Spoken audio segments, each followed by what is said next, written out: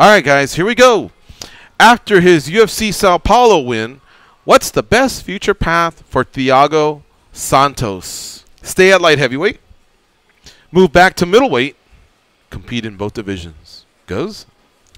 I think he needs to stay right where he is right now. I'm going to talk a little bit about, do you guys remember back when Kelvin Gastelum had to go up weight and everybody focused on just what he's got to do to get right back down?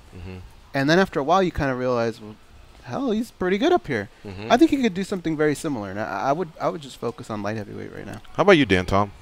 I want to say that as well, but you know, lest we not forget, Thiago Santos fought at welterweight. In fact, in the UFC, had some welterweight fights. Now, I don't suggest he goes back down there, or even that he goes back to 185 if he doesn't want to. But until I hear him say that I don't want to go to 185, these cuts are killing me, or he's missing weight like most fighters, which he hasn't done really any of them. I know he's hinted at maybe moving toward his future being at 205, but you know, until he says otherwise or hits that brick wall, I say why not play both cards? Both divisions. Fight at both divisions. Yeah, why not? We'll see what comes up. Similar to like what Bader's doing? Yeah, whatever, wherever your body's at, whatever fits your schedule, you just have more options to be a little more flexible. What makes sense to you? Okay. I think that because he won, he should play the light heavyweight card. For one, that division just happens to be thin on talent. There's going to be a shakeup because I don't think we believe, I don't want to speak for the guys. If they want to chime in, they can. That Cormier is going to continue. All right? And I don't even know if Jones just walks into a title shot. But I think there's going to be a shakeup there where if Santos, provided his health is okay, says, hey, put me in, man. If Smith or someone, Teixeira, Gustafsson, if someone's not there, I'm jumping in. Perhaps he could find himself with one of those rare opportunities that a fighter gets, a la Michael Bisping before UFC 199, where he's out filming a movie in Canada. They give him a call and say, hey, we need you, count, you know, and next thing you know, he's fighting for a title, and he does it.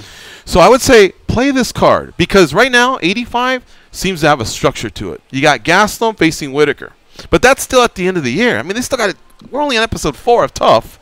That whole thing has to play out. Then they fight, and then we got to see how their health comes out of it. And then you got that New York card stacked with former champs like Weidman and Rockhold who face each other, and then you got newcomer Izzy, you know, from down in New Zealand. He's going to be fighting. Adesanya, he's fighting versus Branch. Yo Romero's just never not in the mix. Then again, Romero may also be playing the same card as Santos. So I feel like middleweight just has some structure, and I feel like he's 8th or 9th or 10th in line before they even talk about a title shot. Where at 205, it's like the Wild West, man. Whoever's the quickest draw, they're fighting. So I think stick at light heavyweight for me. All right, now this is how you all voted, Junkie Nation, readers and listeners. Stay at light heavyweight came in with 59%. 21% said move back to middleweight. 20% said compete in both divisions. So one was kind of out ahead of the other two, but the other two were razor thin. There you have it. There's today's Daily Debate brought to you by the MMA Junkie radio team.